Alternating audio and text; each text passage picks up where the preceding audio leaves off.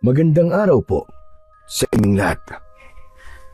Ang kwentong inyong mapapakinggan ay tungkol sa isang batang lalaki na si Dexter na lumaki sa kahirapan ngunit hindi nawalan ng kabutihan sa kanyang puso.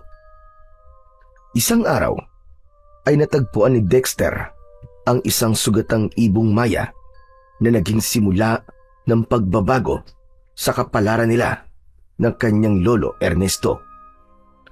Ngunit ang swerteng natamo nila ay may kaakibat palang panganib dahil sa isang aswang ang nagnanais na makuha ang isang bagay na hawak ng maglolo. Magagawa kayang protektahan ni Dexter ang buhay nila ng kanyang lolo mula sa isang kampon ng kadiliman na ang puso ay puno ng inggit at kasakiman. Ngunit bago po ang lahat, mga idol, huwag po nating kalimutan mag-subscribe at i-hit ang notification bell sa aking YouTube channel na The Voice Addict at Apong Isaak para sa mas marami pang makapigil hiningang kwentong aswang at katatakutan mula sa mundo ng kababalaghan. Umpisahan na po natin ang kwento. Lolo, ano po yung isinalang niyo po sa lutuan natin? May pagkain na po ba tayo? Nakadilihensya na po ba kayo ng bigas? Hindi pa, Dexter. Yung isinalag ko ay mainit na tubig lang. Ano po, Lolo? Mainit na tubig? Bakit po kayo nagiinit ng tubig? Kahit kape at asukal nga po wala na po tayo. Huwag niyo pong sabihin na mainit na tubig lang po ang ilalaman natin sa ating tiyan. Ganun po ba?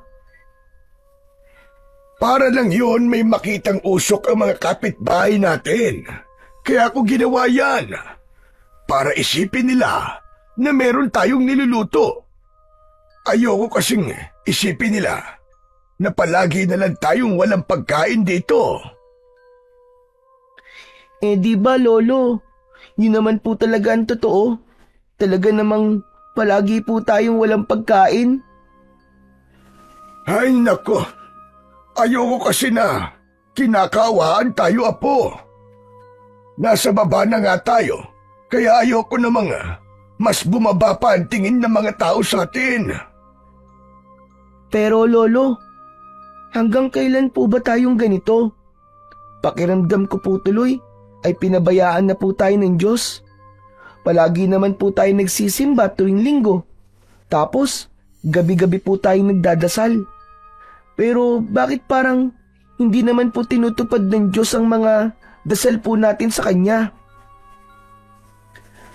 Alam mo, Dexter, lahat ng kasagutan sa ating problemang pinapasan ay may tamang proseso at panahon.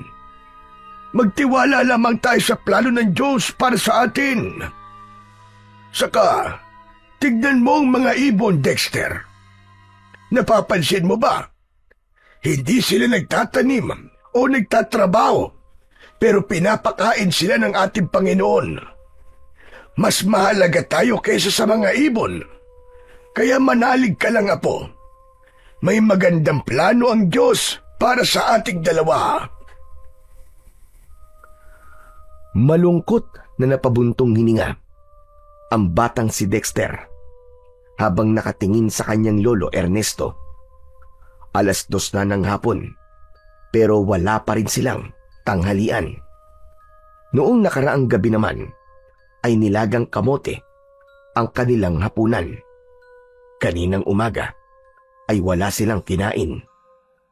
Kaya naman pagsapit ng tanghalian ay kumakalam na talaga ang sikmura ng batang si Dexter. Nanghihina na siya dahil sa labis na gutom. Simula nang isinilang si Dexter ay hindi pa siya nakakaranas ng marangyang pamumuhay. Namatay ang kanyang ina sa panganganak sa kanya. Ang kanyang ama naman ay nangakong magtatrabaho sa Maynila, kaya iniwanan siya nito kay Lolo Ernesto nung sanggol pa lamang siya.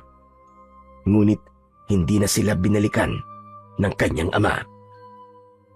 Hindi na ito nagparamdam hanggang sa malaman nila na meron na pala itong bagong pamilya sa Maynila at tuluyan ng kinalimutan si Dexter. Si Lolo Ernesto na ang nag-alaga kay Dexter.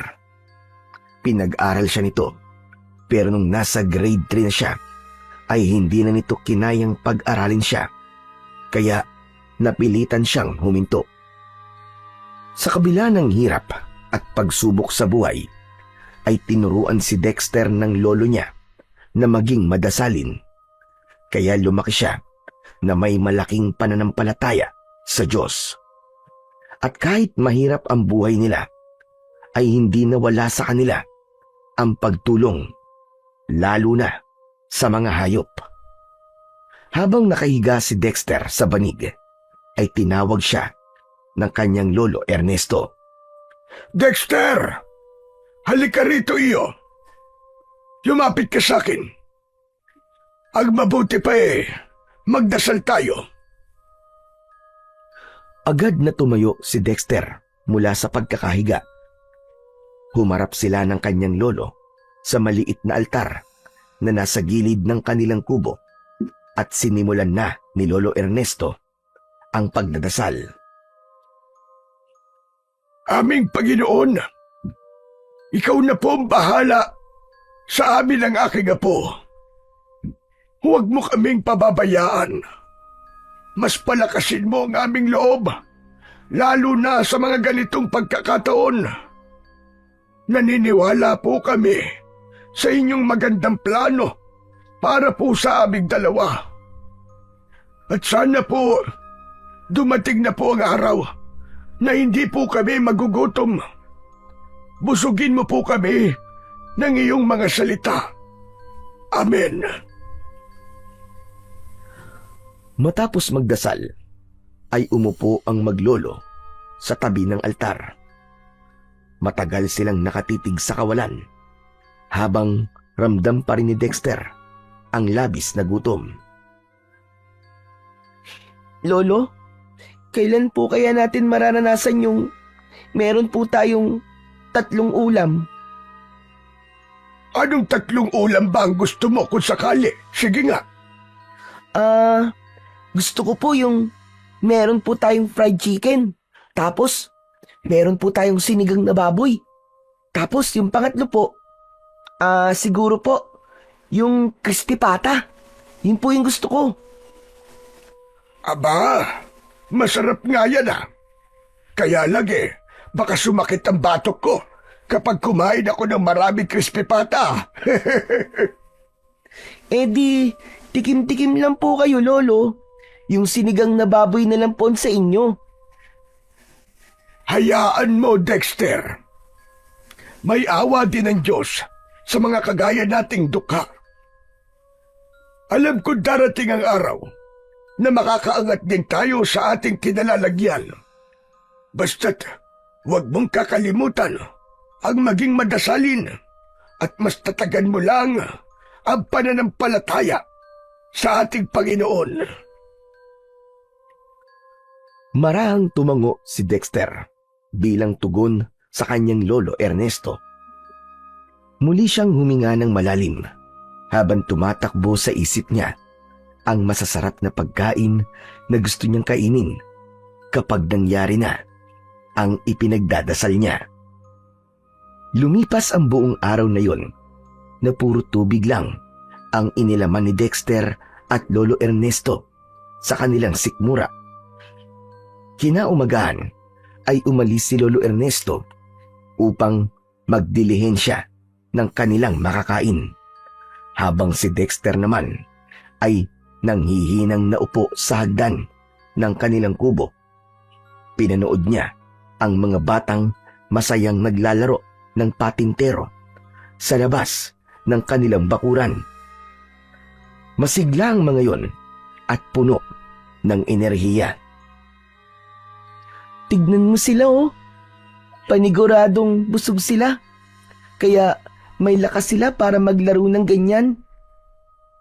Gusto ko sana sumali sa kanila. Kaya lang, nangihina naman ako sa gutom. Sana talaga pagbalik ni Lolo, may dala na siyang pagkain. Kahit ano, okay na yun. Basta't may mailaman lang kami sa sikmura namin. Hindi pangarap ni Dexter na yumaman sila ng sobra. Ang gusto niya ay yung makakain lang sila ng 3 beses sa isang araw. Yung hindi na nila poproblemahin pa ang pera. Gusto rin niyang makapag-aral at makapagtapos ng kolehiyo. Pangarap niyang maging isang architect dahil mahilig siyang mag-drawing. Minsan ay iginuguhit niya ang bahay na pangarap niya para sa kanila ni Lolo Ernesto. Aminado siya na matanda na ang Lolo Ernesto niya, na bago sana ito lisanin ng mundo, ay makatikim man lang ito ng maginhawang pamumuhay. Hindi na alam ni Dexter kung gaano siya katagal na nakaupo sa kanilang hagdan. Maya-maya pa ay nagliwanag ang mukha niya nang makita niya na paparating na si Lolo Ernesto na may bitbit na isang plastic bag. Nakangiti ang matanda habang papalapit sa kanya. Sinalubong ni Dexter ang lolo niya at nagmano siya rito. Lolo, mano po? Lolo, ano po yung dala nyo? Aba, mukhang pumaldo po kayo ngayon ah. Doon na muna tayo mag-usap sa loob. Sigurado kong matutuwa ka sa mga ipapakita ko sa iyo. Dali, madali ka po. Masyado naman po kayong pasuspense, Lolo. Pagpasok nila sa kanilang kubo, ay sabay silang naupo sa kawayang sahig. Isa-isang inilabas ni Lolo Ernesto niya ang mga laman ng dala nitong plastic bag. Meron doong bigas, mga dilata, instant noodles, kape, asukal at ilang piraso ng itlog at tinapay. Wow! Lolo! Ang dami naman po niyan. Teka, wala naman pong bagyo o sunog ah. Bakit po may relief goods kayong nakuha? Teka, Lolo, wag niyo pong sabihin, ninakaw niyo po yan. Lolo, sabihin niyo po sa akin, ninakaw niyo po ba yan? Pambihira ka. Sa pagkakakilala mo sa akin, kaya ko bang magnakaw? Hindi po. Yun nga po. San po ba galing ang mga yan? Bakit ang dami-dami? Kay Don Claudio. Napadaan kasi ako sa bahay niya. Tapos, sakto na namimigay siya ng mga ganito. Birthday daw na kasi. Narinig ko na imbis na maganda siya, ay namigay na lang siya ng grocery sa mga tao dito sa atin. Aba, talaga po. Ang bait-bait po talaga ni Don Claudio. Alam niyo po, Lolo, kapag yumaman po tayo, ay gagayahin ko po siya. Tutulong din po ako sa mga nangangailangan. Sigurado ko, napapayamanin ka ng Diyos kasi magandang hangarin mo, iho. Pero mamaya na tayo magkwentuhan. Alam kong nagugutom ka na, kaya magluluto na muna ako. Teka, ano ba gusto mong ulamin sa mga ito? Lolo, kung pwede po sana yung corned beef po na may itlog. Ang tagal ko na pong hindi nakakakain nun Paborito ko po yun O sige, sige. Pagbibigyan ko yung gusto mo. Inayos na ni Lolo Ernesto ang mga nakuha nito kay Don Claudio at nagtungo na ito sa likod ng kubo upang makapagluto.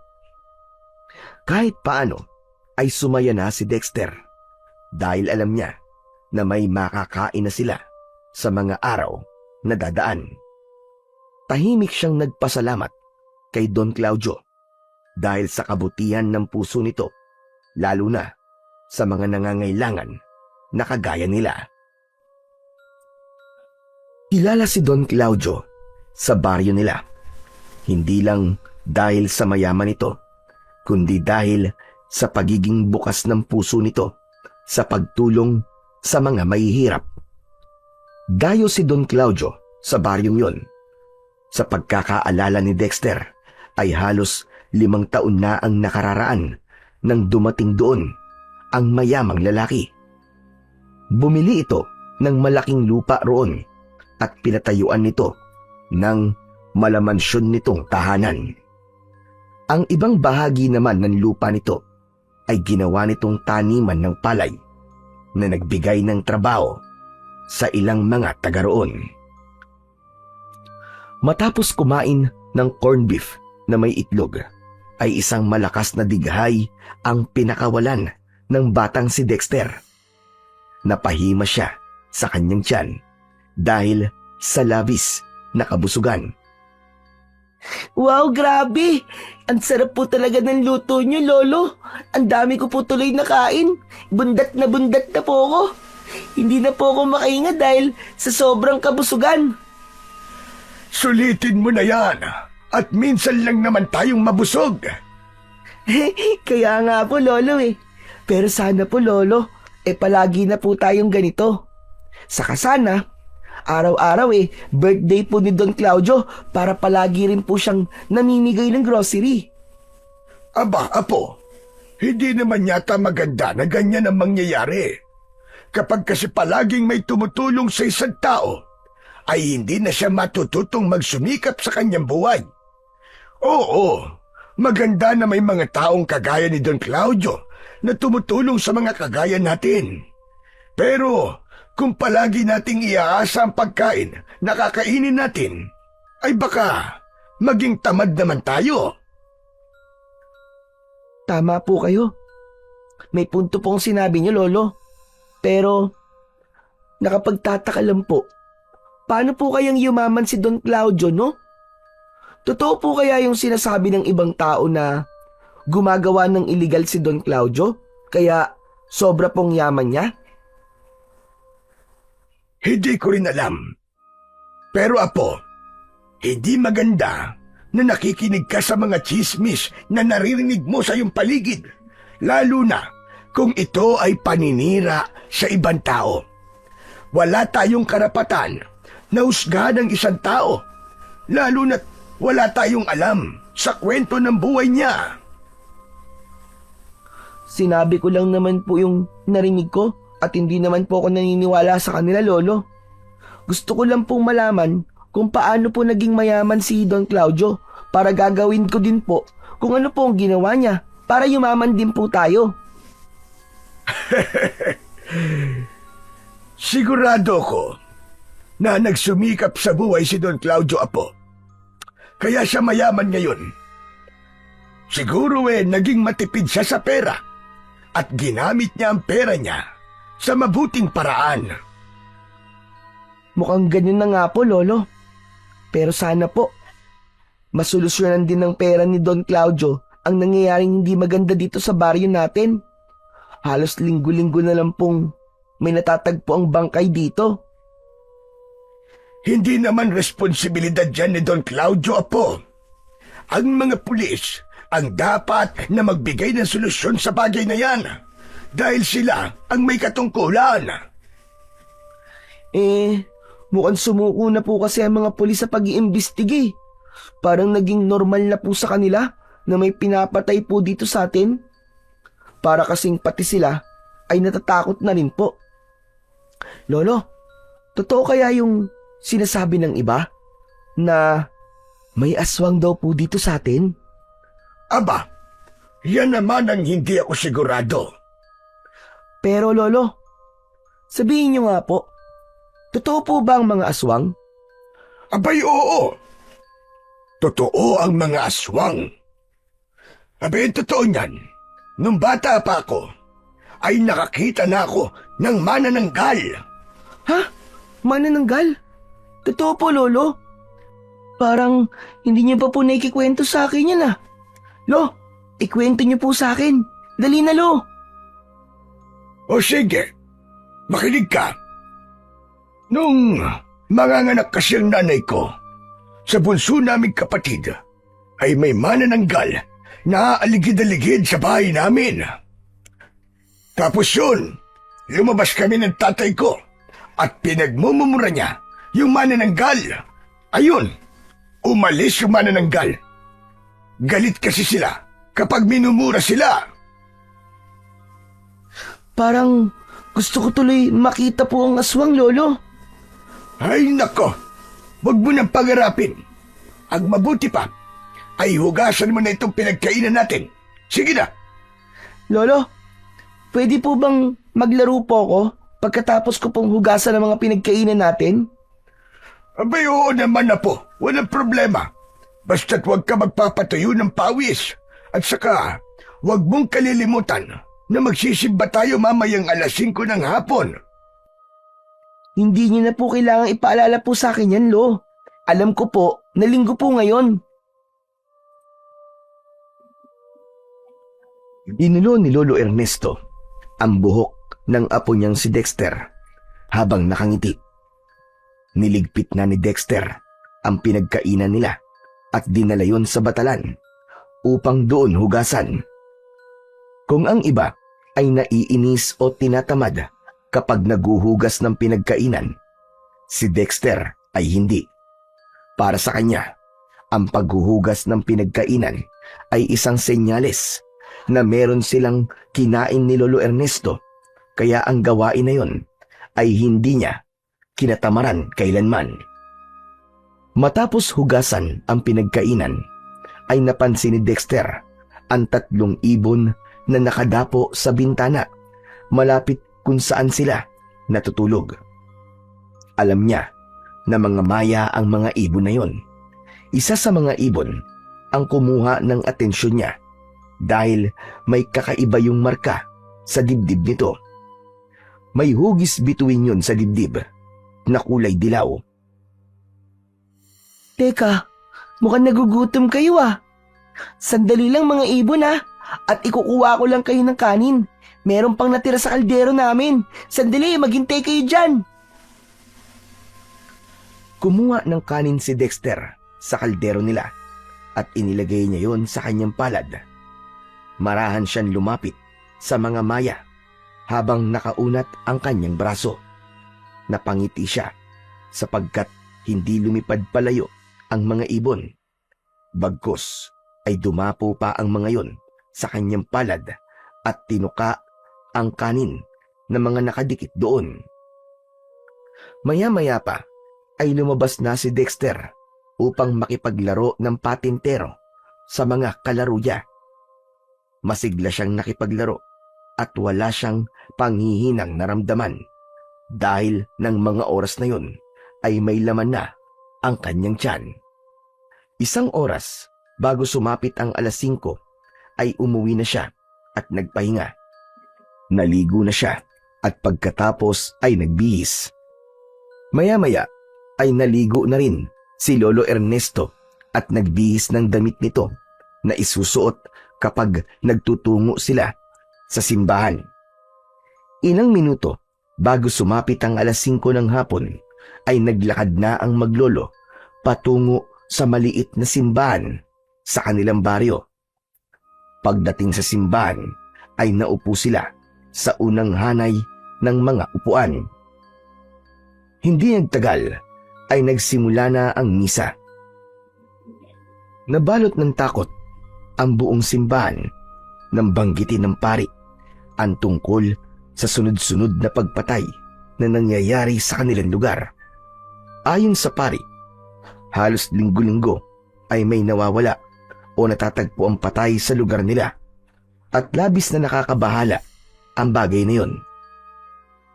Sinabi rin ito na dapat ay manatiling kalmado ang mga tao at huwag basta maniwala sa mga sabi-sabi na may aswang sa kanilang baryo. Habang nakaupo at nakikinig, ay hindi naman maiwasang kabahan ni Dexter. Naalala niya ang mga bulungan ng matatanda sa tindahan at mga kapitbahay nila na nagsasabing may nilalang na umaatake sa mga hayop at tao sa gabi. Bagamat pinipilit niyang huwag matakot, ay hindi niya mapigilan ang panlalamig ng palad niya habang palihim na sumusulyap sa paligid ng simbahan. Tahimik lang si Lolo Ernesto sa tabi niya, pero ramdam ni Dexter na maging ito ay nababahala na rin.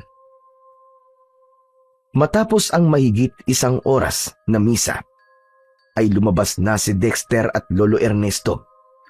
Bago sila lumabas, ay nakita ni Dexter na kausap ni Don Claudio ang pari at may inabot ito na puting sobre na alam niyang pera ang nasa loob. Lo, nakita niyo po ba yung inabot ni Don Claudio kay Father?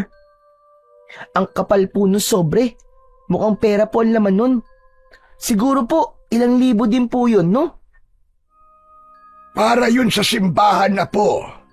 Para maipagawa ang ating simbahan dito. Hindi mo ba napapansin? Simula nang dumating dito si Don Claudio, ay unti-unti nang napapagawa ang ating simbahan. Yun ay dahil sa madalas na pagbibigay ng donasyon ni Don Claudio. Kaya naman napakalaki talagang bagay na merong isang Don Claudio ang ating baryo. Maswerte tayo dahil sa kanya. Kaya po sigurong lalong pinagpapala po si Don Claudio kasi palagi rin siyang tumutulong po sa lahat. Tama ka dyan, Dexter. Natubok mo. Kung ano kasi ang itinutulong natin sa iba, ay bumabalik din ng masigit pa. Kaya kapag yumaman na tayo, dapat din tayong tumulong sa mga nangangailangan. Hindi dahil may kapalit, kundi dahil yun ang kinakailangan. Nang nasa labas na ng simbahan sina Dexter, ay napahinto siya nang may narinig siyang pagsiyap ng ibon. Oh, Apo! Bakit ka tumigil sa paglalakad? May nakalimutan ka ba sa simbahan? Hindi po, Lo. May naririnig po kasi akong sumisiyap na ibon eh. Ano ka mo? Aba, oo nga, Han. Saan kaya nanggagaling yun? Hinanap ni Dexter ang sumisiyap na ibon. Base kasi sa huni na naririnig nila, ay tila nahihirapan ang ibon. Hanggang sa nakita ni Dexter ang isang ibon na nasa loob ng makapal na tanim ng rosas sa harapan ng simbahan. Hindi yun makaalis doon dahil sa halos magkakadikit na mga sanga na may halo pantinik na tumutusok sa iba't ibang bahagi ng kawawang ibon. Hindi makapaniwala si Dexter dahil ang ibong maya na yon ay ang parehas na ibon na pinakain niya kanina. Natandaan niya ito dahil sa marka nito sa dibdib na hugis bituin. Lolo, hindi po ako maaaring magkamali. Yan po yung ibong maya na pinakain ko kanina sa bahay. Paano mo naman nasabi yun, Apo? Halos magkakamukha lang naman ng mga maya. Tignan niyo po yung hugis star po na marka sa dibdib niya, Lo. Yan po yung palatandaan ko sa kanya. Hindi nga po ako pa pwede magkamali. Siya po yun. Hugis star? Aba, oo nga no. May kakaiba siyang marka sa dibdib. Hugis bituin. Aba, kakaiba ang ibong maya na yan. Pero Lo, mamaya na po tayo mag-usap. Baka kung nakakapagsalita lang po yung ibong maya na to eh. Sasabihin niya po sa atin na, mamaya na kayo magkwentuhan. Tulungan niyo muna ako. Maingat na kinuha ni Dexter ang maya mula sa gitna ng mga matitinik na sanga ng rosas. Ilang beses siyang natusok ng mga tinik pero tiniis niya yon dahil ang tanging nasa isip niya ay ang mailigtas ang ibong maya. Hindi nagtagal ay nagtagumpay ng nakuha ni Dexter ang ibong maya. Labi siyang naawa sa ibon dahil bali ang isa nitong pakpak at may mga sugat din sa katawan mula sa tinik ng rosas. Ay nako, tignan mo. At nang dahil sa pagliligtas mo sa maya na yan, ay may mga sugat ng kamay mo dahil sa tinik. Baka ma-impeksyon pa yan. Okay lang po yun, Lo. Kaya ko naman pong tiisin ang sakit eh. Pero mas nakakaawa po ang ibong Maya na to, Lo. Ang dami niya pong sugat at bali pa po ang kaliwang pakpak niya. Baka po tinirador siya ng konsino tapos dyan po siya bumagsak sa mga rosas. Ano nang balak mo ngayon sa ibon na yan, Apo? Alam mo pwede nating i-adobo yan. Halalo, grabe ka naman po. Hindi ka na po naawa sa ibon. Akala ko po ba dapat po maging mabait po tayo sa mga hayop. Nagbibiro lang naman ako, Apo. Pinapangiti lang kita. Saka, sa liit ng ibon na yan, ay baka hanggang liid lang natin yan. Lolo, pwede po ba natin siyang alagaan? Tapos po kapag magaling na po siya, ay papakawalan po natin. Baka kasi mamatay siya kapag wala pong nag-alaga sa kanya. Baka kainin po siya ng pusa kapag iniwanan po natin siya dito. O sige, walang problema. Kung yan ang gusto mo. O siya, tara na. At umuwi na tayo para makapagluto na tayo ng hapunan. Napatalon sa tuwa si Dexter at hindi sinasadya na sa pagtalon niya ay isang lalaki ang kanyang naatrasan. Pagharap niya ay nanlaki ang mga mata niya nang malaman na si Don Claudio pala ang naroon. Nako! Pasensya na ho kayo, Don Claudio. Masyado kasing malikot ang apo ko Ayan, natapakan niya po ang sapatos niyo. Hayaan niyo po, pupunasan ko dahil nadumihan ng aking apo. Kinuha ni Lolo Ernesto ang panyo nito sa kanyang bulsa. Yuyuko na sana ito para punasan ng sapatos ni Don Claudio, pero agad na hinawakan ng mayamang lalaki ang balikat ng matanda. Lolo Ernesto, hindi na kailangan. Ako na maglilinis ng sapatos ko pag-uwi ko sa bahay. Isa pa, hindi naman sinasadya ni Dexter Ganyan talaga mga bata. Likas sa kanila ang malilikot. Baliwala lang ito. Nako, Don Claudio, ay nakakahiya naman po sa inyo. Alam kong mamahalin po sapatos nyo na yan. Huwag kang mahiya sa akin, Lolo Ernesto. Ayos lang ako. Hindi naman ako nasaktan. Sa ginawa na yon ni Don Claudio ay mas lalong humanga rito ang batang si Dexter. At Don Claudio, maraming salamat po doon sa grocery na binigay niyo po sa amin ni Lolo. Malaking tulong po talaga sa amin yon. Abay, walang anuman. Isang karangalan sa akin ang makapagbigay ng tulong sa inyo at sa mga tao dito sa ating baryo. Masaya ako kapag nakakatulong ako. Pero, Don Claudio, baka pwedeng lubos-lubusin niyo na po ang pagtulong sa amin. Baka po pwedeng mabigyan niyo po ng trabaho ang lolo ko para may regular na po siyang kinikita. Wala po kasing tumatanggap kay lolo kasi, yun nga po, matanda na po siya. Pero alam niyo, kahit matanda na po siya, mas malakas pa po siya sa kalabaw. Kayang-kaya pa po niyang mag-alaga ng mga halaman. Nahihiyang hinila ni Lolo Ernesto si Dexter at tinakpan ang bibig niya. Pasensya na po kayo, Don Claudio. Talagang madaldal lang ang batang ito. Huwag niyo na lang pong pansinin ang mga sinabi niya. Pero, Lolo Ernesto, totoo po ba yun? Walang tumatanggap sa inyo magtrabaho dahil sa inyong edad? Ay, Don Claudio, sa kasamaan palad po totoo po sinabi ng apo ko. Pero nauunawaan ko naman po sila dahil mas kinukuha po nila yung mas bata at mas malakas. Kung gaya ko na matanda ang kukunin nila, ay magiging matagal bago matapos ang trabaho. Ngunit kung kaya niyo pang magtrabaho, dapat hinahayaan nila kayong magtrabaho. Meron ganyang mas bata pa pero tamad namang magtrabaho at hindi inaayos sa mga gawain. Kung ganun magtungo ka sa bahay ko bukas. Mag-uusap tayo upang mabigyan kita ng trabaho, Lolo Ernesto.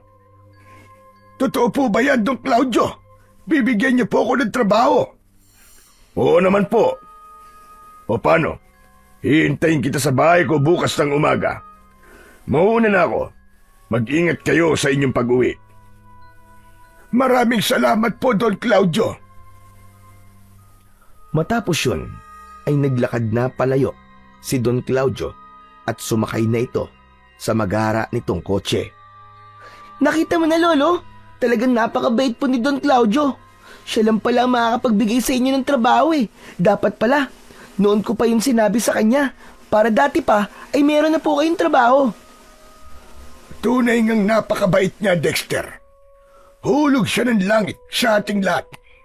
At may nagawa ring maganda ang pagiging madaldal mo. Kaya dapat, sa unang sahod niyo po, pagluluto niyo po ako ng fried chicken, Lolo. Ako ang dahilan kasi kung bakit magkakaroon ka na po ulit ng trabaho. Saka ka na humiling niyan kapag sigurado nang magkakaroon ako ng trabaho. Lolo, sigurado na po yan.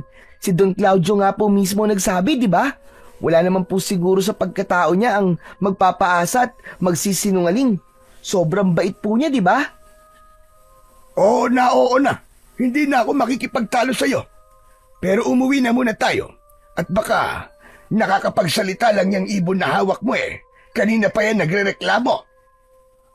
Ay, nakalimutan ko. Oo nga pala, pasensya ka na. Kung nakalimutan ka namin, Tala. Teka, Tala? Pinangalanan mo yan na Tala? Opo, dahil po sa marka niya po sa dibdib. Bagay naman po sa kanya, di ba? Oo, bagay na bagay. Halatang pinag-isipan mo ang pangalan niya. Napangiti si Lolo Ernesto at saka sila naglakad pauwi sa kanilang kubo. Hindi na itago ni Dexter ang saya dahil sa wakas ay magkakaroon na ng regular na trabaho ang kanyang Lolo Ernesto at nagdasal siya na sana ay yun na ang maging daan upang kahit papano ay makaraos sila sa kanilang pang-araw-araw na buhay. Pagka-uwi ni na Dexter at Lolo Ernesto mula sa simbahan, ay agad nilang inasikaso ang ibong Maya na nakuha nila sa labas ng simbahan. Maingat na inalis ni Lolo Ernesto ang mga maliliit na tinik ng rosas na nakabaon sa ibon habang si Dexter naman ay naghanda ng mainit-init na tubig at malinis na tela. Nilinis at ginamot nila ang mga maliliit na sugat ng ibon at binalutan ang nabaling pakpak nito gamit ang maliit na patpat at telang puti. Matapos gamutin ay inilagay ni Dexter ang ibon sa isang lumang hawla na matagal nang nakatabi sa kanilang silong ng bahay. Dati yung kulungan ng alaga niyang ibon na pinakawalan niya ilang taon na ang nakakalipas. Nilinisan niya ng gusto ang hawla at nilagyan ng dayami sa loob. Inilagay niya sa loob ng hawla ang napulot niyang ibong Maya at inilagay yon sa tabi ng bintana kung saan may tama ng araw. Tahimik siyang naupo sa harap ng ibon at pinagmasdan yon habang dahan-dahang pumipikit ang mga mata nito sa pagod at sakit. Tala, huwag kang mag-alala. Kapag magaling ka na at kaya mo na uling lumipad, ay papakawalan ka rin namin ni Lolo. Pero sa ngayon, magpapagaling ka muna ha. Kaming bahala sa'yo. Aalagaan ka namin. Isang matamis na ngiti ang sumilay sa labi ni Dexter at umasa siya na mabilis ang paggaling ng ibon upang muli na yung makalipad ng malaya. Kinabukasan ng umaga, matapos mag-almusal ng nilagang saging at kape, ay naghanda na si Lolo Ernesto sa pagpunta sa bahay ni Don Claudio. Napansin ni Dexter na kinakabahan ang matanda habang sinusuklay nito ang manipis nitong buhok sa harapan ng maliit na salamin na nakasabit sa kanilang dingding. Lolo, teka, sandali nga lang po. Huwag po kayong kakabahan. Sigurado naman po ako na kung ano man po ang trabahong ibibigay sa inyo ni Don Claudio, ay kayang-kaya niyo po yun. Di ba? Kayo pa ba? Ano magagawa ko? Sa talagang kinakabahan ako, Apo eh. Ngayon lang kasi ulit may tumanggap sa akin para magtrabaho. Hinihiling ko na lang sana magawa ko talaga ng maayos kung anumang trabaho ang ibibigay sa akin ni Don Claudio. Nahihiya kasi ako sa kanya. Ay, nako. O paano? Aalis na ako. Ikaw na muna ang bahala rito sa ating bahay. Huwag mong kalimutan bigyan ng tubig at pagkain si Tala. Tignan mo rin ang mga sugat niya at pahiran mo ng gamot na langis para matuyo ka agad. Okay po, ako na pong bahala rito. Lo, mag-iingat po kayo. Good luck po sa bago niyong trabaho. Isang mahigpit na yakap ang ibinigay ni Dexter sa kanyang lolo Ernesto bago yun tuluyang umalis. Inihatid pa niya ng tanaw ang matanda habang naglalakad yun palayo sa kanilang kubo. Nang nawala na sa paningin ni Dexter ang kanyang lolo Ernesto, ay sa kanya nilapitan ang ibong Maya na pinangalanan niyang Tala. Napansin niya na kahit paano naman ay naging masigla na ang ibon at nagagawa na nitong makatayo. Makalipas ang halos 2 oras, ay bumalik na si Lolo Ernesto. Agad na napansin ni Dexter ang maaliwalas na muka ng kanyang Lolo Ernesto, kaya nahinuha niya na may maganda itong ibabalita sa kanya. Lolo, kumusta po ang pakikipag-usap niyo kay Don Claudio? Mukhang maganda po ang kinalabasan na. Kitang-kita po sa ilatsa ng mukha niyo eh. Tama ka, Apo. Maganda talaga. Dahil may trabaho na ako. Wow, talaga po? Ano pong trabaho niyo kay Don Claudio? Hardinero.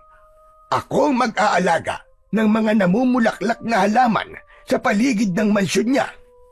At bukas na ako magsisimula, Apo. Lingguhan daw ang sahod ko. Kaya hindi na tayo mamamroblema sa pagbili natin ng pagkain.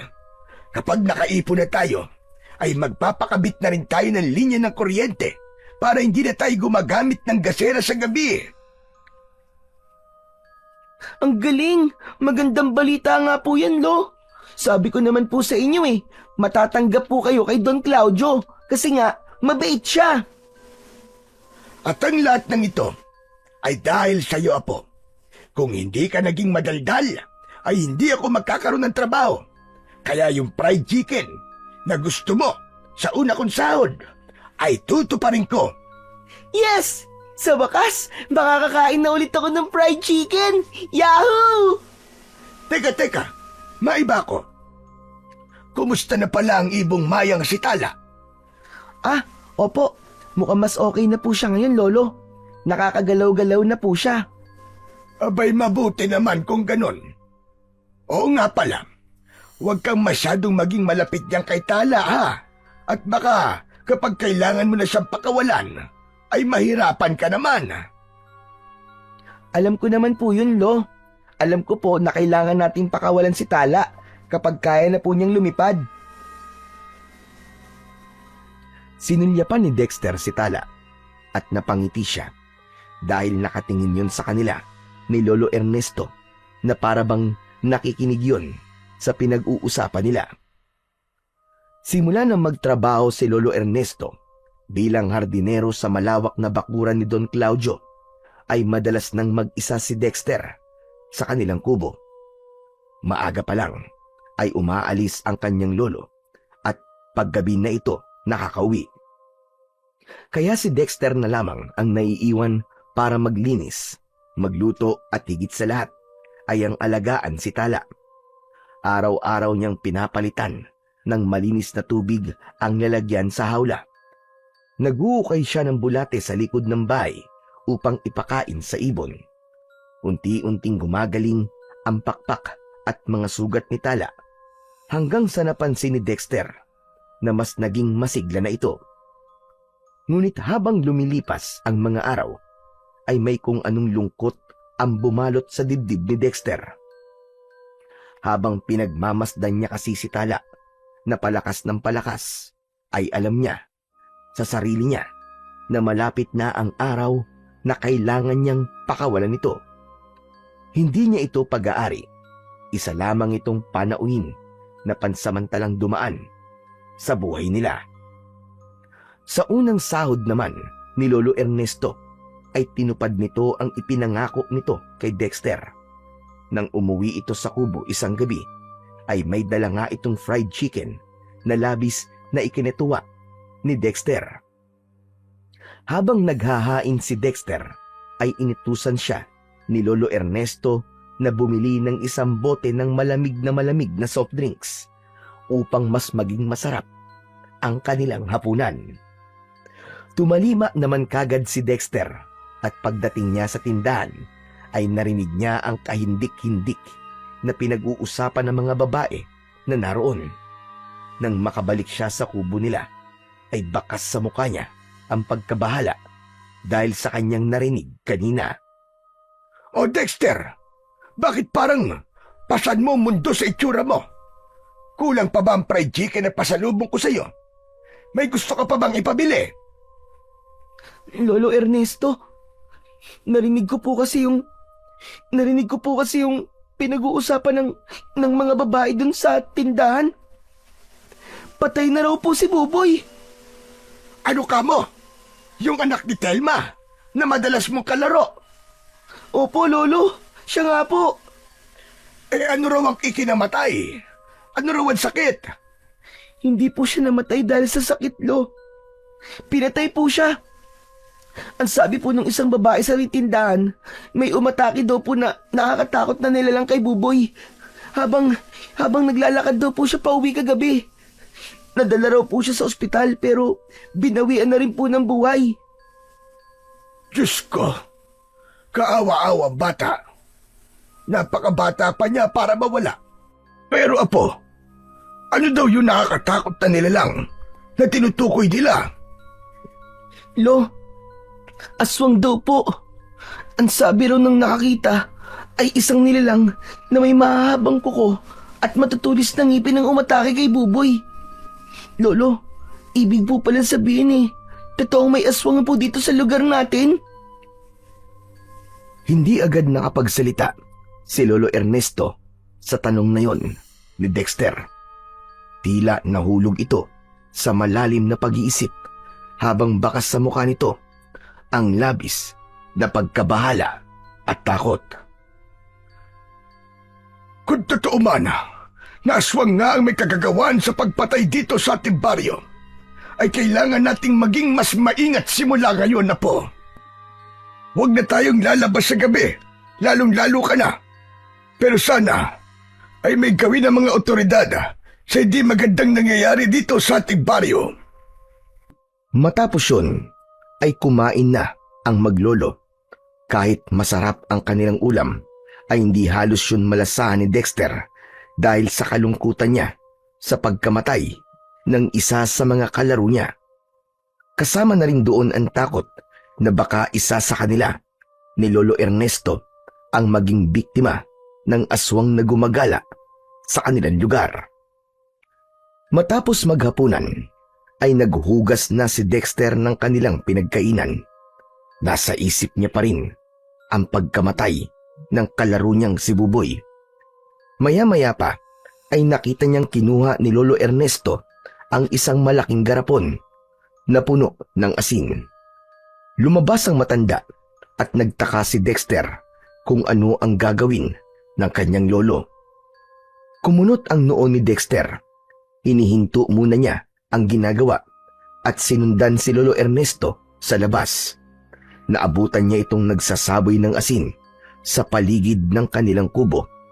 Nagmamadali niya itong nilapitan. Lolo, akala ko po ba masamang nagsasayang ng pagkain? Bakit naman po itinatapon niyo ang asin sa lupa? Hindi ako nagsasayang, apo. Ginagawa ko to para kahit paano ay meron tayong proteksyon laban sa mga aswang. May nakapagsabi kasi sa akin noon na takot sa asin ang mga aswang. Kaya maganda na magsaboy ng asin sa labas ng bahay para hindi makalapit ang aswang sa bahay natin. Ah, ganun po ba yun? Takot po pala sila sa asin. Akala ko po kasi nagsasayang po kayo eh. Medyo mahal pa naman po ang kilo ng asin ngayon. Pero, Lo, tanong lang, talaga po bang epektibo ang asin na panakot po sa aswang? Ang totoo, hindi rin ako sigurado, Apo. Ngunit mas maganda na ang may gawin tayo kaysa naman sa wala. At mamaya, bago tayo matulog, ay maglalagay din tayo ng asin sa gilid ng bintana at pintuan para dagdag proteksyon na rin. Nang sandaling yon, ay napagtanto ni Dexter na seryoso na talaga ang problema sa baryo nila dahil sa aswang. Hindi man sila sigurado kung aswang nga ba talaga ang totoong responsable sa mga pagpatay, ay naisip niya na mas kailangan pa rin nilang maging maingat ng gusto. Nang sumunod na umaga, ay naunang nagising ang batang si Dexter sa kanyang lolo Ernesto. Pagbangon niya, ay agad siyang napatingin sa hawla at namilog ang mga mata niya nang makita na masiglang lumilipad si Tala roon na parabang nais na nitong makawala. Napansin niya na mabilis na nitong naipapagaspas ang mga pakpak nito. Lo, gumising po kayo, Lo. Lolo, gising po. Ano ba yon, Dexter? Ay, oo nga pala. Abay, may trabaho pala ako ngayon. Hindi po. Tignan niyo po muna si Tala, Lo. Mukhang kaya na po niyang lumipad. Ano ka mo? Aba, oo nga no. Abay, nakakatuwa naman. Sa tingin ko pwede mo na siyang pakawalan ngayon. Magaling na siya. Bumagsak ang balikat ni Dexter. May lungkot siyang naramdaman nang mapagtantong kailangan niya ng pakawalan si Tala sa sandaling tuluyan na itong gumaling. Tila naramdaman ni Lolo Ernesto ang kalungkutan ni Dexter. Hinawakan nito ang kaliwang balikat niya at marahan yung pinisil. Apo, hindi ba't sinabi ko naman sa'yo na huwag kang magiging masyadong malapit kay Tala? Tignan mo, nalulungkot ka tuloy ngayon. Lolo, ang hirap po kasing hindi mapalapit sa kanya eh. Ilang araw po kasi natin siyang inalagaan. Ngunit hindi natin siya pwedeng ikulong habang buhay, Apo. Hindi sa hawla ang natural niyang tirahan. Ang mga ibon ay dapat na malayang nakakalipad. Alam ko po, Lo. Hindi ko lang po talaga maiwasang malungkot kasi wala na po tayong aalagaan. Alam mo, Apo, ganyan talaga ang buhay. May mga bagay na kailangan natin pakawalan dahil yun ang makakabuti para sa kanila. Sige na, Apo. Pakawalan mo na si Tala. Isang malalim na paghinga ang pinakawalan ni Dexter. Mabigat ang mga hakbang na lumapit siya sa hawla. Binuksan niya ang bintana at nang pumasok ang liwanag mula sa bahay, ay mas lalo niyang nakita kung gaano kasigla ang ibong Maya. Tala, pakakawalan na kita ngayon ha. Sana ay mag-iingat ka na. Kapag may titirador sa'yo, ay bilisan mo ang pag-ilag. Mag-iingat ka palagi, Tala. At sana kung naiintindihan mo ko, ay dalawin mo naman kami rito ni Lolo Ernesto. Marahang binuksan na ni Dexter ang maliit na pinto ng hawla. Agad namang lumipad palabas ang ibong Maya na pinangalanan niyang Tala. Lumipad yun palabas ng bintana. Sumilip sina Dexter at Lolo Ernesto sa bintana at pinanood nila ang mabilis na paglipad ni Tala hanggang sa tuluyan na yung nawala sa kanilang paningin. Lolo Ernesto, wala na po si Tala. Wala na siya, pero malaya na siya ngayon. Sigurado ko na labis siya nagpapasalamat sa iyo dahil ikaw ang halos na nag-alaga sa kanya hanggang sa kaya niya nang lumipad. Huwag ka nang malungkot, Dexter. Ang isipin mo na lang ay makakasama na ni Tala ang pamilya at mga kaibigan niya. Kahit paano ay gumaan ang bigat na nararamdaman ni Dexter sa sinabing yun ng kanyang lolo. Inisip niya na baka nga may pamilya ang ibong yun at dahil nakakalipad na ito ay makakapiling na nito ang mga mahal nito sa buhay. Inisip ni Dexter na hindi niya na muling makikita pa si Tala. Ayaw niya nang umasa na maaalala pa siya nito at babalik ito dahil baka masaktan lang siya. Ngunit kinabukasan, laking gulat niya nang makita si Tala na nakadapo sa bintana ng kanilang kubo. Hindi lang yun, may kasama pa itong 4 na ibong maya na tila ipinakikilala sa kanya. Masayang masaya si Dexter ng mga oras na yon at agad siyang kumuha ng bigas upang pakainin ang mga ibon.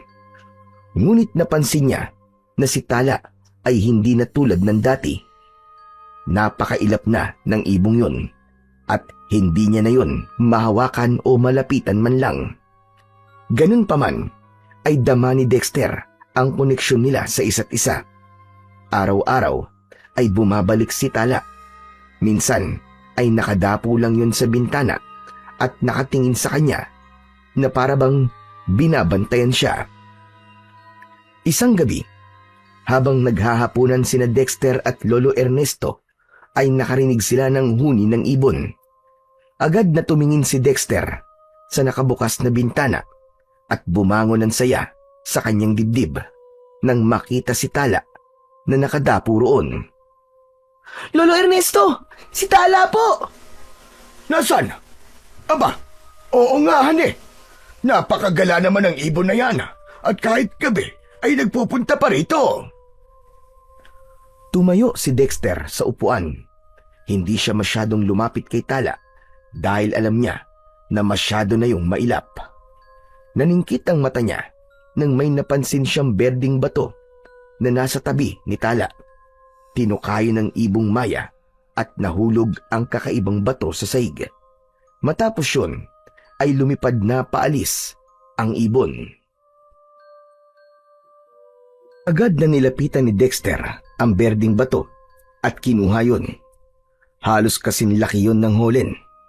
May kakaibang kinang ang naturang bato at tila nahihipnotismo siya roon dahil hindi niya kayang alisin ang pagkakatitig niya roon. Napapitlag siya nang maramdaman niya ang kamay ni Lolo Ernesto sa kanyang balikat. Doon lang siya tila nagising. Apo, ano ba yung hawak-hawak mo? Ito po, Lo. Ito pong berdeng bato. Sa tingin ko po si Tala po may dala nito. Nakita ko po kanina na nasa tabi niya to tapos nahulog po. Patingin nga ako ng batong yan. Baka yan maibibenta natin. Ayoko po, Lo. Huwag po natin tong ibenta kasi bigay po sa akin to ni Tala O siya, hindi na akong hindi. Pabihira ka naman parang binibiro ka lang. Akin na, at titignan ko. Inabot ni Dexter ang berdeng bato kay Lolo Ernesto. Bumalik sila sa hapagkainan. Bahagyang inilapit ng matanda ang kakaibang bato sa gasera upang makita nito yun ng maayos. Kapansin-pansin ang pagkunot ng noo ni Lolo Ernesto habang tinititigan ang kakaibang bato. Lolo, bakit po ganyan po ang reaksyon nyo? Ano po bang nakikita niyo po dyan sa bato? Ikaw nga ang tumingin dito, Apo. Sa paningin ko kasi, ay parang may kung anong gumagalaw sa loob nitong bato Kinuha ni Dexter ang berdeng bato at tinignan niya yon ng mabuti. Nakita niya na sa loob ng bato ay tila may maliliit na bultahe ng kuryente na mabilis na gumagalaw. Para yung maliliit na kidlat, kaya labis siyang namangha. Meron nga pong gumagalaw, Lo. Parang maliliit po na kidlat. Ano kayang klaseng bato yan, Apo? Hindi ko rin po alam, Lo. Pero itatago ko po to. Baka may dala po tong swerte. O sige, ikaw ang bahala. O siya, tayo na't kumain at lumalamig na ang pagkain natin dahil sa batong yan. Bago bumalik si Dexter sa pagkain, ay inilagay niya ang berdeng bato sa maliit nilang altar. Nang maupo na siya at muling kumain, ay hindi niya maiwasang isipin kung ano nga ba talaga ang batong dinala ni Tala sa kanya.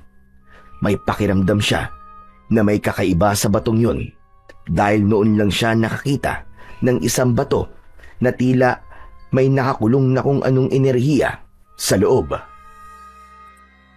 Simula nang mapunta kina Dexter ang berdeng bato, ay tila nagbago bigla ang ikot ng kanilang mundo. Ilang araw ang lumipas at may dumating na kawani ng gobyerno sa bahay nila. Sinabi nitong napili si Dexter bilang isa sa mga benepisyo ng isang scholarship program para sa mga batang masisipag at mababait. Hindi man nila alam kung paano nangyari yon, ay buong puso nila yung tinanggap. Ilang araw lang ang lumipas, laking gulat ni Lolo Ernesto nang sabihin nito ni Don Claudio na tataasan nito ang sahod nito. Ayon kay Don Claudio, ay nakita nito ang sipag ng matanda, kaya karapat dapat lamang na dagdagan niya ang sahod ng matanda. Mula noon, sunod-sunod na ang magagandang pangyayari sa buhay nila Dexter.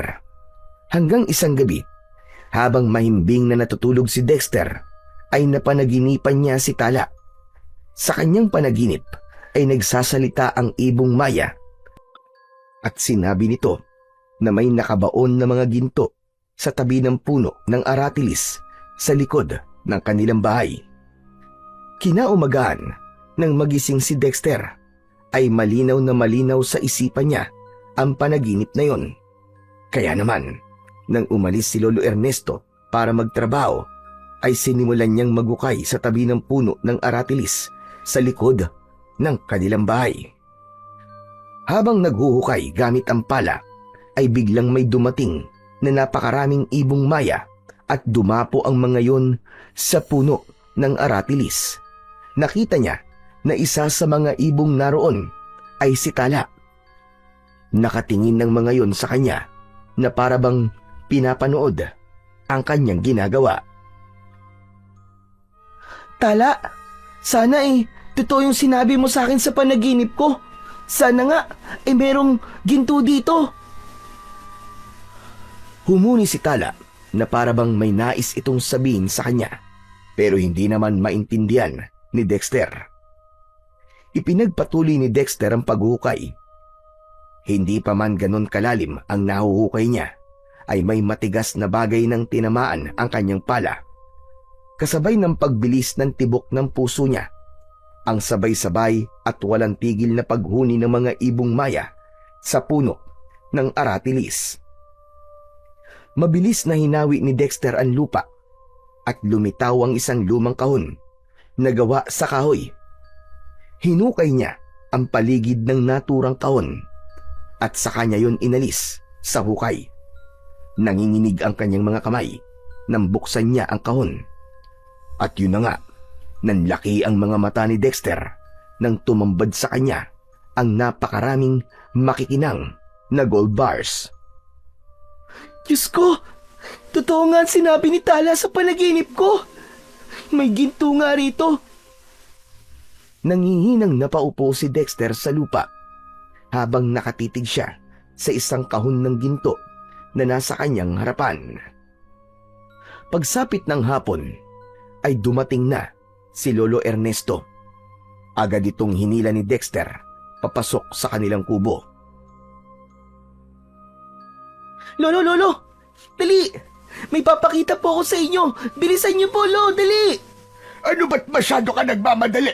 Ano bang ipapakita mo? Basta po, dali! Sandali lang at baka madapa naman ako, dahan-dahan ka sa paghila. Nang makapasok na sila sa bahay, ay agad na isinarado ni Dexter ang pinto at bintana.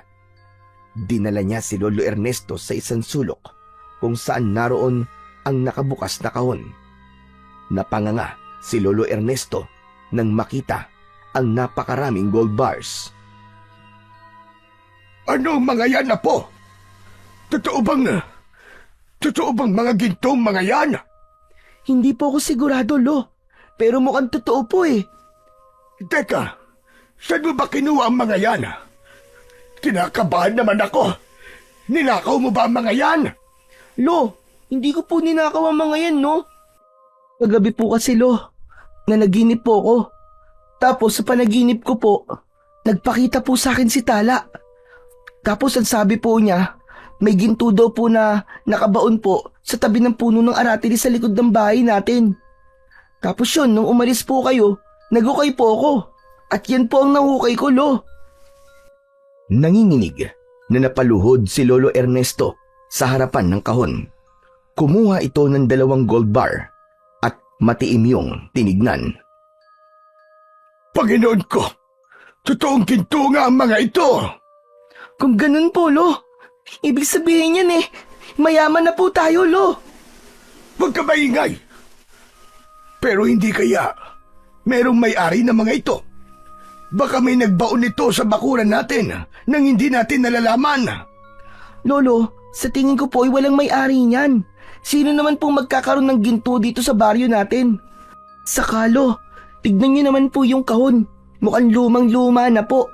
Baka po ibinaon yan doon nung panahon pa ng mga Hapon. Ngunit nakapagtataka na itong nangyayari sa atin na po. Para bang sunod-sunod na ang swerte at magagandang nangyayari sa buhay natin. Ano ba ito? Bakit ito nangyayari sa atin? Hindi ko maintindihan. Bakit, Lo? Ayaw niyo po ba nun? Hindi po ba palagi nating ipinagdadasal noon na makakaahon po tayo sa kahirapan? Baka po tinupad na po ng Diyos ang matagal na po nating ipinagdadasal. Saka sa totoo lang po, malakas po ang kutob ko na may kinalaman dito yung berding bato na ibinigay sa atin ni Tala. Anong kinalaman naman ng batong yun sa nangyayari sa atin? Pakiramdam ko po yun po may gawa ng kung bakit tuloy-tuloy po ang swerte na nangyayari sa atin, Lo. Hindi niyo po ba napapansin? Simula po na mapunta po sa atin ang berding bato, ay sinuwerte na po tayo. Una, yung scholarship ko po. Tapos, yung pagtaas po ng sahod nyo. Tapos ngayon naman, itong mga ginto. Natigilan si Lolo Ernesto sa sinabing yon ng apo niyang si Dexter at ibinalik na nito ang mga hawak nitong ginto sa loob ng kahon. Marahan itong tumayo at nilapitan nito ang berding bato na nakalagay sa kanilang altar. Kinuha nito yon at hinalikan. Kung totoo man na ikaw nga may gawa ng lahat ng ito, maraming salamat sa iyo. Hulog ka ng langit sa amin. Dapat po din tayo magpasalamat kay Tala, Lo. Kasi siya po nagbigay sa atin yan. Lo, naisip ko lang po, hindi po kaya diwata o anghel si Tala na nagpapanggap pong ibon? Baka po sinusuklian niya ang pag-aalaga natin sa kanya. Kung ano man si Tala, at kung tama ang sinabi mo na ang berding bato ang dahilan kung bakit tayo siniswerte, ay maraming salamat sa kanya. Labis-labis pa ito sa ipinagdasal natin sa Panginoong Diyos, Apo. Hindi man masyadong naiintindihan ni Dexter ang nangyayari, ay alam niya na karapat-dapat sila ng kanyang Lolo Ernesto sa magagandang bagay na nangyayari ngayon sa kanilang buhay. Matagal silang nagtiis sa hirap, pero ganun pa man ay hindi nawala ang pananampalataya nila sa Panginoong Diyos. Nangako si Dexter sa sarili na gagamitin nila ang biyayang natanggap nila sa mabuti at hindi yun magiging dahilan upang makalimutan nila kung saan sila nanggaling. Sa mga sumunod na araw ay maingat at paunti-unting ibinenta nina Dexter at Lolo Ernesto ang ilang gold bars sa mga lisensyadong namimili sa bayan. Hindi nila minadali ang lahat. Sinigurado nilang legal at ligtas ang kanilang bawat takbang. Nagbukas din sila ng account sa isang bangko kung saan nila inilalagay ang malaking bahagi ng kanilang pera. Para kina Dexter at Lolo Ernesto, sapat na ang simple ngunit maginhawang buhay, kaya hindi sila naging maluho. Ipinagawa nila ang kanilang bahay. Mula sa lumang kubo ay naging isang konkreto yun at siniguro nila na hindi na sila matatakot tuwing may bagyo. Hindi rin nila kinilimutan na magpagawa ng bahay ng mga ibon sa gilid ng kanilang bahay dahil kung minsan ay nagtutungo pa rin doon sina Tala at ang mga ibang ibong maya. Binili rin nila ang malaking lupang nasa tabi ng kanilang bahay at ginawang taniman ng iba't ibang klase ng mga gulay. Ikinatuwa yon ng buong baryo dahil naging bukasyon sa mga taong naghahanap ng trabaho. Sa bawat ani ay nagbibigay rin sila ng libreng gulay sa mga kapitbahay na hirap sa buhay. Hindi rin nila kinalimutan ang iba pang nangangailangan. Nagbibigay rin sila ng tulong sa simbahan, sa mga batang gustong mag-aral at sa mga may sakit. Makalipas ang ilang buwan, natapos kagad ang bagong bahay ni Dexter at sa gitna ng kanilang altar ay nandoon pa rin ang berdeng batong iniwan ni Tala bilang isang paalala ng biyayang ipinagkaloob sa kanila ng langit. Isang hapon, masayang umuwi si Lolo Ernesto sa kanilang bahay. Naupo ito sa malambot na sofa. Agad namang pinatay ni Dexter ang telebisyon upang magkausap sila ng kanyang lolo. Lolo, alam niyo po ba, nung lumabas po ako kanina ay tinanong po ako ng mga tsismosa nating kapitbahay. Tinatanong nila kung paano po tayo yumaman ng mabilis. Ano namang sinabi mo? Wala po, hindi ko po sila sinagot. Hindi naman po tayo obligadong sagutin ang mga tanong nila, di ba? Tama yung ginawa mo, Apo. Hayaan mo silang magtanong ng magtanong sa'yo. Darating ang araw na mapapagod din sila. Ikaw, Lolo, hindi ka pa po ba napapagod? Napapagod naman saan? Sa pagtatrabaho niyo po kay Don Claudio. Sa totoo lang po, hindi niyo na po kailangan magtrabaho sa kanya eh. Mas maganda po na mag-focus na lang po kayo sa sarili nating taniman. Ang totoo nga niya na po Gusto ko na talagang umalis kay Don Claudio. Kaya lang, ay nahihiya ako na magsabi sa kanya. Alam mo naman na siya ang sumagip sa atin nung panahong walang-wala tayo. Lo, alam ko po na mabait po si Don Claudio. Sigurado po ko na maiintindihan ka po niya. Hayaan mo, at bukas na bukas ay magsasabi na ako sa kanya. Oo nga pala, nakapagluto ka na ba ng hapunan natin? Opo, adobong baboy po niluto ko. Yun lang po kasi ang alam kong lutuin eh. O siya, ayos na yun. Ang importante, meron tayong pagkain. Tara na't kumain at nagugutom na ako. Sabay na tumayo ang maglolo at nagtungo sila sa kanilang kusina kung saan naroon din ang kanilang hapagkainan. Habang kumakain ay hindi pa rin makapaniwala si Dexter sa napakabilis na pagbabagong nangyayari sa buhay nila. Tahimik siyang humiling na sana ay mapanatili nila ang ganung pamumuhay. Hindi lang para sa kanilang mga sarili, kundi upang patuloy silang makapaghatid ng tulong sa mga nangangailangan. Sa gitna ng pagkain ni Dexter, ay nakarinig sila ng mahihinang pagkatok sa pinto. Nagkatinginan silang dalawa, pero walang nagsalita sa kanila. Si Lolo Ernesto ang tumayo upang buksan ang pinto. Tumingin si Dexter sa pintuan at nakita niya si Don Claudio sa labas ng kanilang bahay. Magandang gabi, Lolo Ernesto. Pasensya na kung nagtungo ko rito nang walang paalam. Abay, ayos lang ho, Don Claudio. Ano ho pala sadya nyo? Maaari mo ba akong patuloyin sa napakaganda niyong bahay para sa loob tayo makapag-usap? Ay, sige ho, tuloy ho kayo. saluhan niyo na rin po kami ni Dexter sa hapunan. Aba, hindi ako tatanggi dyan, lalo na't hindi pa ako kumakain. Pinaupo ni Lolo Ernesto si Don Claudio. Kumuha ng pinggan, kubyertos at baso si Lolo Ernesto at inilapag yun sa tapat ng mayamang Ginoo. Nang magsimulang kumain si Don Claudio ay pinuri nito ang adobong baboy na niluto ni Dexter. Don Claudio, pwede ko na bang malaman kung ano po ang sadya niyo sa amin? Oo nga pala, munti ko na makalimutan ang sasabihin ko dahil sa sarap nitong adobo. Meron kasi sana akong i-offer sa inyo, Lolo Ernesto. Napansin ko kasi na maganda ang takbo ng taniman nyo ng gulay. Abay, tama ka, Don Claudio.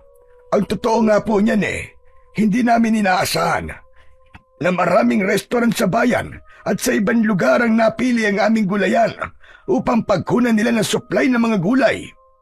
Ano palang tungkol sa aming gulayan? Hindi agad nagsalita si Don Claudio. Hindi maintindihan ni Dexter, pero bigla siyang kinabahan. Gusto kong bilhin ang gulayan nyo at maging itong lupang kinatatayuan ng inyong bahay. Malaki ang halagang ibibigay ko sa inyo. Kung nababahala naman kayo sa kung saan kayo maninirahan, ay imumungkahi ko na sa syudad na kayo manirahan. Mas maraming oportunidad kayong makukuha roon. Nagtama ang mga mata nina Dexter at Lolo Ernesto. Marahang umiling si Dexter at alam niya na nakuha ng kanyang lolo ang ibig niyang sabihin. Don Claudio, natutuwa po ako sa interes niyo sa aming lupain. Pero ikinalulungkot ko po, hindi namin ibinibenta ang aming gulayan at itong lupang kinatatayuan ng aming bahay. Ikaw ang magsabi ng presyo. Kahit magkano, ibibigay ko sa inyo. Pasensya na po talaga kayo, Don Claudio, pero hindi talaga namin ito ibibenta. Matiim na tinignan ni Don Claudio si Lolo Ernesto na para bang hinihintay nito kung magbabago pa ang isip nito o hindi. Maya-maya ay huminga ng malalim si Don Claudio. Kung ganon, ay nirerespeto ka naman ang desisyon nyo. Hindi ko na kayo pipilitin pa. O paano? Mauuna na ako. Maraming salamat sa masarap na hapunan. May sasabihin din pala ako sa inyo. Tutal nandito ka na rin. Gusto kong ipaalam sa inyo na ako po ay magre-resign na bilang hardinero. Kailangan ko na po kasing pagtuunan ng atensyon ng aming gulayan. Pero pwede naman akong magtrabaho pa sa'yo hanggang sa makakuha ka ng kapalit ko. Walang problema, Lolo Ernesto. Kahit bukas ay huwag ka nang pumasok. Hindi naman ganun kaalagain ang aking mga halaman. Madali lang din akong makakahanap ng kapalit mo. O sige, aalis na ako at maraming salamat ulit. Inihatid ni Lolo Ernesto si Don Claudio hanggang sa labas. Sandaling nag-usap pa ang dalawa at maya-maya pa ay bumalik na si Lolo Ernesto sa kusina. Isang malalim na paghinga ang pinakawalan nito matapos umupo. Buti na lang po at hindi po kayo pumayag na ibenta po itong lupa natin. Talagang hindi ako papayag, Apo. Sa lupang ito ka na lumaki at dito tayo nagsimulang mangarap. Pero Lolo, nakakapagtaka po na parang ang laki po ng interes ni Don Claudio dito po sa lupa natin at sa gulayan. Bakit po kaya? Yan ang hindi ko alam, Apo. Kahit ako'y nagulat. Ngunit mabuti na lang at hindi sumama ang loob niya. Ayoko naman na magalit sa atin ang taong minsan ay tinulungan tayo nung hirap na hirap tayo. Hindi na lang nagsalita si Dexter. Ngunit iba ang tingin niya kay Don Claudio kanina. Tila hindi nito tanggap na tinanggihan ng kanyang lolo ang pagbibenta ng gulayan at ng kanilang lupa. Ganun pa man, hiniling niya na sana ay mali siya nang napansin at totoong maluwag sa kalooban ni Don Claudio ang pagtanggi nila rito. Sa paglipas ng mga buwan ay lalo pang gumanda ang ani at kita ng gulayan nila Dexter at Lolo Ernesto dahil hindi na kailangan pang magtrabaho ni Lolo Ernesto kay Don Claudio ay natutukan na nito ang kanilang gulayan at naging mas sistematiko ang takbo ng kanilang negosyo. Maging ang mga trabahador nila ay naging mas masigasig dahil bukod sa makatarungan ang pasahod ay maganda rin ang pakikitungo nila sa mga ito. Nang sumapit ang kaarawan ni Lolo Ernesto ay nagsagawa sila ng munting salo-salo sa plaza para sa lahat. Namigay din sila ng grocery at bigas sa mga dumalo. Habang abala sina Dexter at Lolo Ernesto sa pamimigay ay napahinto si Dexter nang mapansin niya si Don Claudio na nakatayo sa malayo. Nakatingin yun sa kanila habang seryoso ang muka. Lolo Ernesto, tignan niyo po oh. Hindi po ba si Don Claudio yun? Nasaan? Ayun po oh. Ba, oo nga ne. Sandali lang at lalapitan ko para makakain siya. Ngunit nakakailang hakbang pa lamang si Lolo Ernesto nang biglang umalis si Don Claudio mula sa kinatatayuan nito. Malalaki ang mga hakbang na lumayo yun, kaya bumalik na lang si Lolo Ernesto sa tabi ni Dexter. Mukhang natuyugan po niya. Nalalapitan niyo po siya kaya umalis po siya.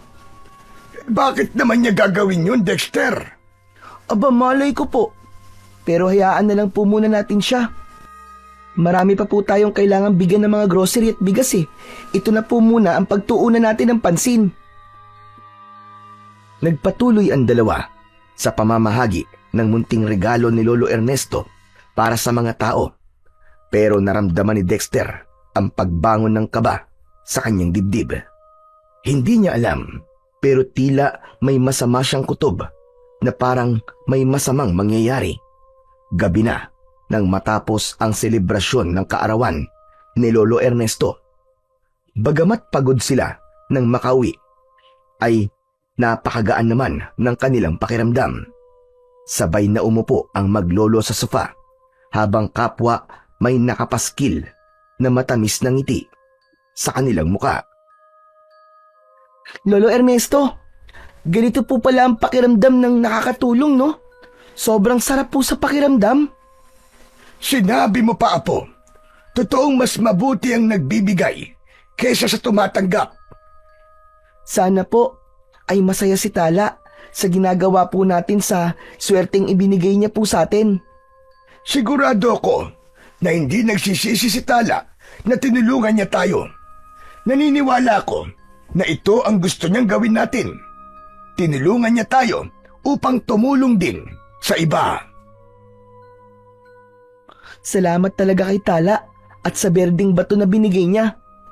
Kung hindi sa atin ibinigay ni Tala ang berdeng bato na yon, baka hanggang ngayon po, mahirap pa rin po tayo. Talaga pong napakaraming swerte at magagandang bagay nang nangyari sa atin dahil po sa bato na yon. Pero Lo, maiba po ako. Hindi ka po ba kinakabahan kay Don Claudio? Aba, bakit naman ako kakabahan sa kanya? Kasi po, iba po yung tingin niya sa atin kanina habang namimigay po tayo ng grocery at bigas. Parang hindi po niya nagugustuhan ang ginagawa natin. Ano bang iniisip mong bata ka? Bakit naman hindi magugustuhan ni Don Claudio ang ginagawa natin pagtulong sa mga tao dito sa ating baryo? Sigurado ko na masaya din si Don Claudio dahil hindi na lang siyang may kakayahang tumulong sa mga tao. Kaya huwag kang mag-iisip ng kung ano-ano sa kanya. Maraming beses na nating napatunayan ang kanyang kabutihan na po. Magsasalita pa sana si Dexter nang may marinig silang kakaibang kaluskos sa labas ng kanilang bahay. Tila may mabilis na naglakad papalayo sa bahay nila. Nagkatinginan silang dalawa at agad na tumayo si Lolo Ernesto upang buksan ang bintana kung saan nila narinig ang ingay. Sumunod si Dexter at sa pagbukas ni Lolo Ernesto ng bintana ay nakita nila ang isang nilalang na mabilis na tumatakbo papunta sa likod ng kanilang bahay. Hoy! Sino ka? Bakit ka pumapasok sa bakuran namin nang hindi namin alam? Lolo, hindi naman po yung nagpapakilala kung sino siya eh. Nagtungo si Lolo Ernesto sa kusina. Patuloy itong sinundan ni Dexter. Kinabahan siya na kinuha ng lolo niya ang itak. Lumabas ito sa pinto sa likod ng kanilang bahay. Binuksan ni Dexter ang ilaw doon. Lumabas ka kung nandiyan ka! Magpakita ka sa amin! Lolo, tingnan nyo. May bakas po ng paa sa lupa. Ito po. Itinuro ni Dexter sa lolo niya ang malalaking bakas ng paa. Patungo ang bakas sa pader. May nakita rin silang bakas ng putikang kamay sa pader na parang may umakyat doon. Mukhang may nakapasok na ibang tao dito sa bakuran natin, Apo. Pero lo, tao po ba talaga yun? Imposible po kasing maakyat ng tao ang pader na nakapalibot po dito sa lupa natin kasi napakataas po eh. Base naman po sa bakas ng kamay dyan sa pader ay mukhang inakyat niya yan. Maliban na lang po kung si Spider-Man po ang pumasok dito sa bakuran natin. Teka. Aswang, Apo. Aswang ang pumasok dito. Kunin mo ang garapon ng asin. Bilisan mo! Bumaha ang kaba sa dibdib ni Dexter sa sinabing yun ng kanyang lolo Ernesto. Nagmamadali niyang kinuha ang isang garapon ng asin sa kusina nila at pinagtulungan nila ng kanyang lolo ang pagsaboy ng asin sa paligid ng kanilang bahay. Magdamag na nagbantay si Lolo Ernesto upang masiguro nila na hindi na babalik ang pinaghihinalaan nilang aswang na pumasok sa kanilang bakuran. Sinubukan ni Dexter na samahan ng lolo niya, ngunit pagsapit ng alauna ng madaling araw ay nakaramdam na ng antok ang batang si Dexter. Lo, inaantok na po ako. Mukhang hindi naman na po babalik yung aswang. Matulog na po tayo. Hindi ako pwedeng matulog. May pakiramdam ako na babalik ang aswang na yon. Kung ano man ang pakay niya, ayun ang gusto kong malaman. Pero kung inaantok ka na talaga, abay matulog ka na, Apo. Ako na ang bahalang magbantay dito. Kayang-kaya ko na ito. Sigurado po ba kayo, Lo? Mukhang inaantok na rin po kayo eh. Magkakapilang ako, Apo. Sige na, matulog ka na. Nagtungo na si Dexter sa kwarto nila. Dala niya ang itak dahil maigpit na bilin ni Lolo Ernesto na palagi niya yung dadalhin upang kapag kinakailangan niya ay gamitin niya yun para meron siyang magagamit na pamprotekta sa kanyang sarili. Bago siya matulog ay nagdasal muna siya at tumingi siya ng proteksyon para sa kanila ng kanyang lolo. Nang dahil sa labis na antok ay agad siyang nakatulog ilang minuto matapos niyang mahiga. Sa gitna ng maimbing na pagtulog ni Dexter ay bigla siyang naalimpungatan nang may narinig siyang pagkalabog sa sala. Mabilis siyang bumangon. Palabas na sana siya ng kwarto nang marinig niya ang malakas na sigaw ni Lolo Ernesto. Dexter, Apo! Kahit anong mangyari, ay wag na wag kang lalabas ng kwarto! Lolo Ernesto! Binuksan niya ng bahagya ang pinto.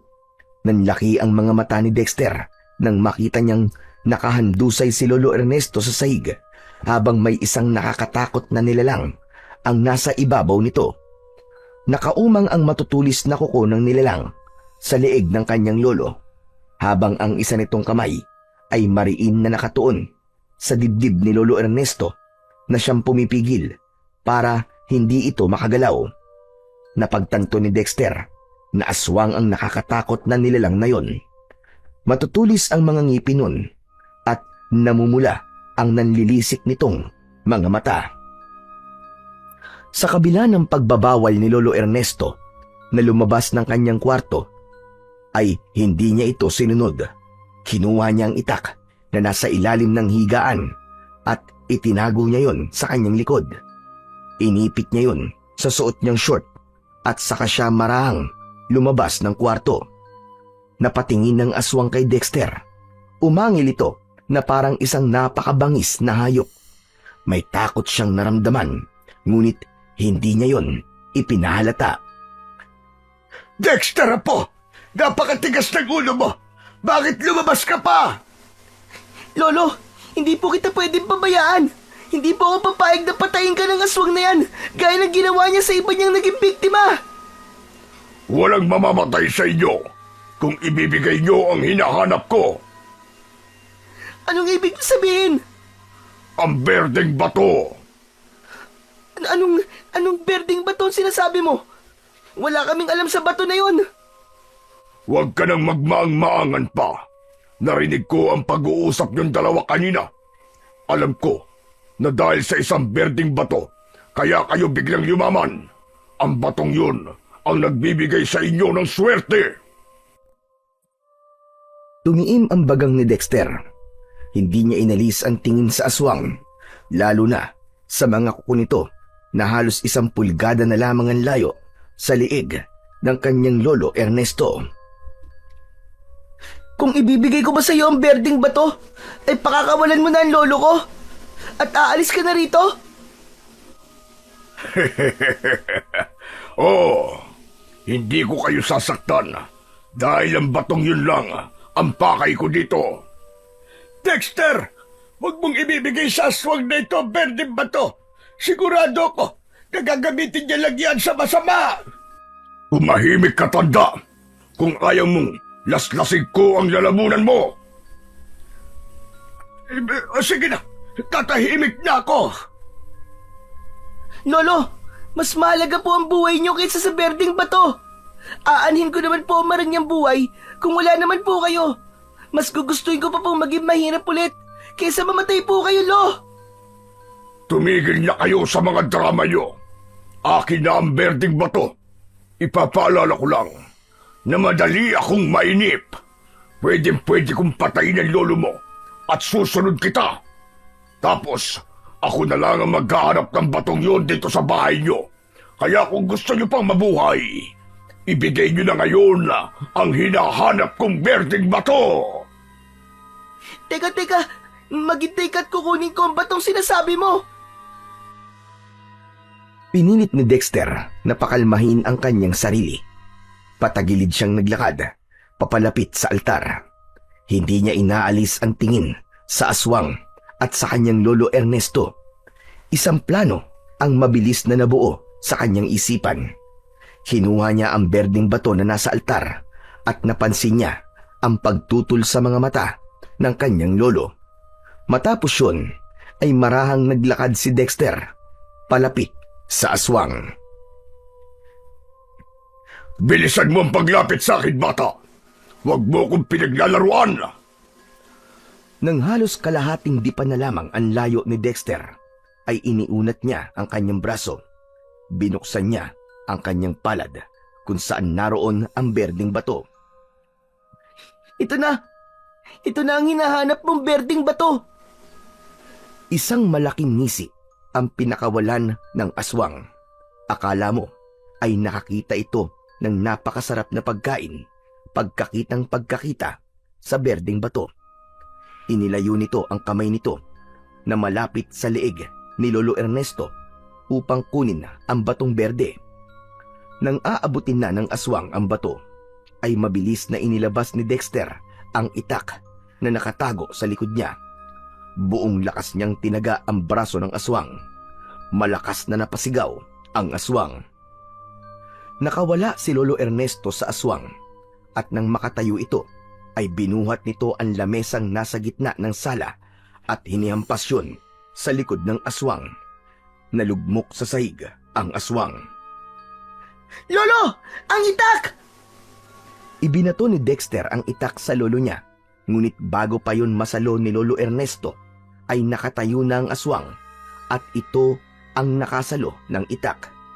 Biglang sinunggaban ng aswang si Dexter at kinuha nito ang berdeng bato sa kanyang kamay. Magpasalamat ka dahil ang berdeng bato lang ang pakay ko. Dahil kung hindi, ay papatayin na kita ngayon. Umalis ang aswang sa ibabaw ni Dexter at mabilis siyang tumakbo palabas. Habol ang paghinga na tumayo ang batang si Dexter. Lolo, paano yan? Ang berdeng bato po. Patawarin niyo po ako kung nakuha niyo ng aswang. Hindi po umubra ang plano ko eh. Pabayaan mo na, Apo. Ang importante ay ligtas tayong dalawa. Biglang pumasok ang isang ibong maya sa bahay ni na Dexter. Agad naman na nalaman ni Dexter na si Tala ang naturang ibon dahil sa marka nito sa dibdib. Nagpaikot-ikot ito sa itaas at nang lumapag yun sa saig ay nagimbal sila nang biglayong magliwanag. Isa yung nakakasilaw na puting liwanag. Nang mawala ang liwanag na bumalot kay Tala, ay iba na ang anyo nito. Isa na itong napakagandang babae na may asul na mata. Nakasuot ito ng damit na nababalutan ng balahibo ng ibon. Diyos ko! Anong klaseng aswang ang isang ito? Lolo, mali po kayo. Sa tingin ko po, hindi po siya isang aswang. Tama ang iyong tinuran, Dexter. Ako si Tala, ang ibong maya na inyong tinulungan na tinalagaan. Ako ang diwata na protektor ng lahat ng klase ng ibon. Ako ang nagbigay sa inyo ng berdeng bato dahil mabuti ang iyong mga puso at karapat-dapat kayo sa pagpapala ng mahiwagang bato na yon. Sandaling natulala si Dexter. Bagamat may hinala na sila na hindi talaga normal na ibong maya si Tala, ay hindi pa rin siya makapaniwala na isa itong diwata. Patawarin mo ako, Tala. Dahil ninakaw ng isang aswang sa amin ng berdeng bato. Hindi namin to napangalagaan. Hindi pa huli ang lahat, Dexter. Habulin mo siya. Patungo ang aswang sa gubat. Sundan mo ko at gagabayan kita. Ang berdeng bato ay hindi maaaring mapunta sa baling kamay. Hindi lang yung nagdadala ng swerte, kundi isa rin yung makapangyarihang mutya na maaaring gamitin sa kasamaan o kabutihan. Tumiim ang bagang ni Dexter. Mabilis niyang kinuha ang itak, ngunit hinawakan siya ni Lolo Ernesto sa braso. Ninyo, hindi kita pinapayagan na sundan ng aswang at ilagay ang sarili mo sa panganib. Hayaan mo na ang berdeng bato. Pero Lolo, ang sabi po ni Tala ay hindi po yung pwedeng mapunta sa maling kamay. Kailangan po nating mabawi ang berdeng bato dun sa aswang na yon. Alisin mo ang pag-aalala sa iyong puso, Ernesto. Hindi ko pababayaan si Dexter. Magtiwala ka. Unti-unting lumuwag ang pagkakakapit ni Lolo Ernesto sa braso ng bata hanggang sa tuluyan nitong binitiwan ang apo. Mag-iingat ka, Apo. At nakikiusap ako sa iyo, mahal na diwatang Tala. Ibalik mo dito si Dexter ng ligtas at buhay. Nangangako po ako sa inyo. Dexter, tara na. Kailangan na natin kumilos upang bawiin ang berdeng bato. Umalik na si Tala sa anyo nito na isang ibong maya.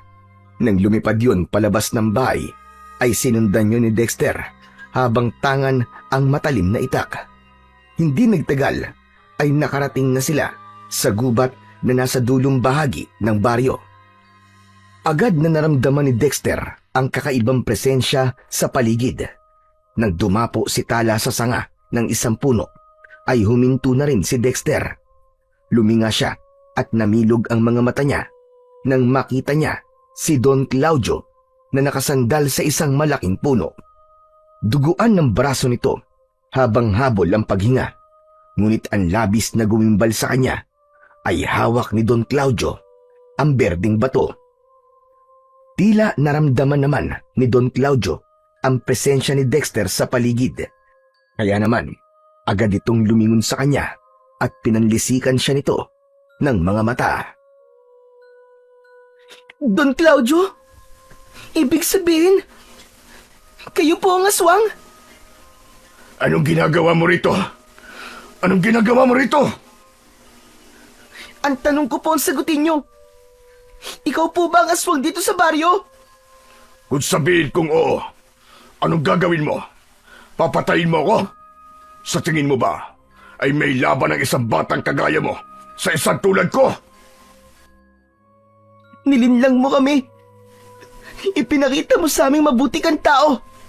Pero totoo, ikaw pala ang pumapatay sa mga inosenteng tao dito sa baryo. Tapos, ninakaw mo pa sa amin ng berting bato. Ibalik mo sa akin ang batong yan.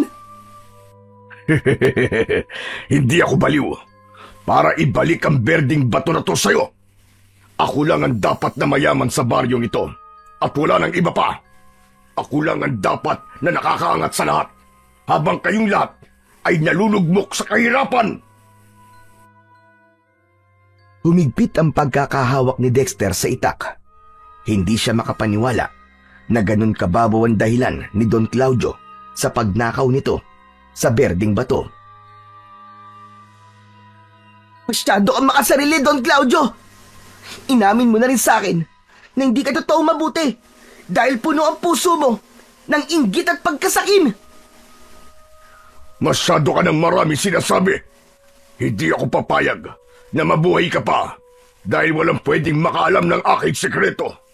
Ang dapat sa'yo ay mamatay na. Isang malakas na pagsigaw ang kumawala sa lalamunan ni Don Claudio na parabang nasasaktan ito. Sa isang iglap ay nag-anyong aswang ito. Bahagyang napaatras si Dexter, ngunit naalala niya na kailangan niyang mabawi ang berding bato mula kay Don Claudio. Inisip niya rin ang mga taong pinatay nito. Ikaw ang dapat mamatay, hayop ka.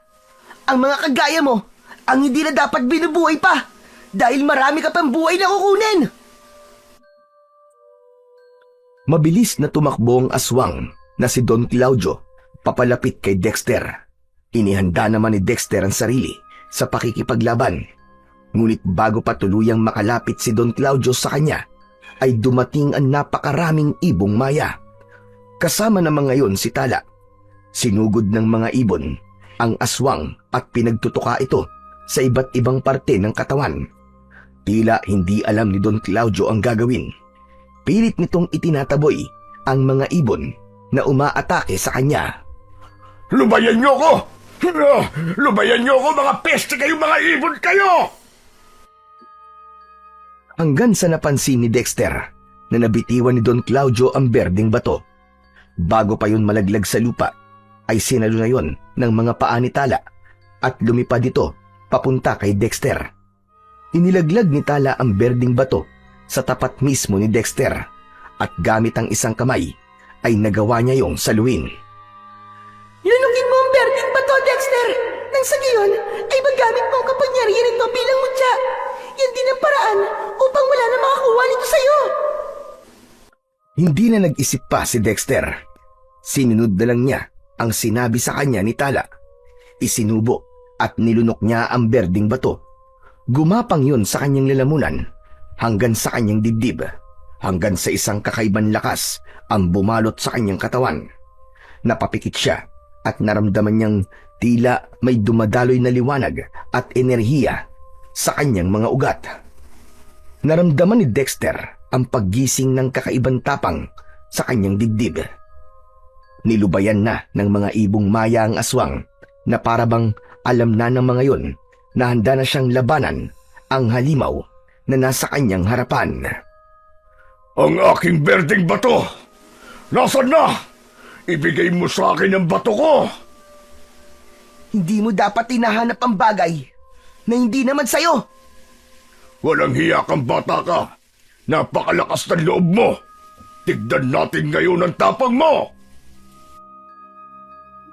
Umangil si Don Claudio at sa isang iglap ay sumugod ito kay Dexter. Nang sandaling yun, kahit katiting na takot ay walang naramdaman si Dexter. Ramdam pa rin niya ang kakaibang lakas na dumadaloy sa loob ng kanyang katawan. Sa unang paglapit ng aswang ay mabilis na umiwas si Dexter. Bago pa malaman ni Don Claudio kung nasaan siya, ay tinagana niya ito sa braso. Napaurong ang aswang at muling umatake gamit ang mahahaba nitong mga kuko. Panayang iwas ni Dexter at kung minsan ay tumatama ang matatalim na kuko sa katawan ng mga puno sa paligid. Yan lang ba ang kaya mo, ha, Don Claudio? Napakahina mo pala! Napakayabang mo. Humanda ka. Oras na mahuli kita. Pagpipira-pirasuin ko ang katawan mo. Sa tulong ng kapangyarihan ng mutya, ay naging napakabilis ng paggalaw ni Dexter. Nang makakita siya ng pagkakataon, ay isang malalim na hiwa sa dibdib ang ibinigay niya sa aswang. Sunod ay tinaga niya ito sa balikat at sa binti. Sa bawat pagbaon ng talim ng itak sa katawan ng naturang aswang, ay isang kalinus-lunus na sigaw ang pinapakawalan nito. Tapos na ang panlilinlang mo sa aming lahat! Harapin mo ang katapusan mo! Don Claudio! Malakas na sinipa ni Dexter ang aswang sa tiyan. Sumuka ito ng dugo. Bakas sa mukha nito na hindi ito makapaniwala sa husay at lakas na ipinapakita ni Dexter. Hindi na sinayang ni Dexter ang pagkakataon at itinarak niya ng malalim ang itak sa tapat mismo ng puso ng aswang. Umalingaw-ngaw ang sigaw ni Don Claudio sa buong kagubatan. Isa yung sigaw ng pagkatalo. Sa puntong yun ay biglang nagliyab na ang katawan ng aswang. Lumabas ang naglalagablab na apoy mula sa sugat nito sa mismong dibdib. Napaatras si Dexter habang pinapanood ang dahan-dahang pagkatupok ng katawan ni Don Claudio. Habol niya ang kanyang paghinga at hindi siya makapaniwala na nagawa niyang mapatay ang aswang na matagal na nagbigay ng takot sa kanilang baryo. Nang sandaling yon, ay narinig ni Dexter ang boses ni Lolo Ernesto. Lumingon siya sa likod at napansin niya ang liwanag na mula sa isang lampara. Dexter! Nasaan ka na? Dexter! Lo! Nandito po ako! Hindi nagtagal ay nakita na ni Lolo Ernesto si Dexter. Nagimbal ito nang makita ang nasusunog na katawan ng aswang. Diyos ko! Mabaging langit! Anong nasusunog na yan? Hindi po kundi sino, Lo? Si Don Claudio po yan. Siya po pala ang aswang na nagnakaw sa berdeng bato. At siya rin po ang aswang na matagal na po pumapatay sa mga tao dito sa ating baryo.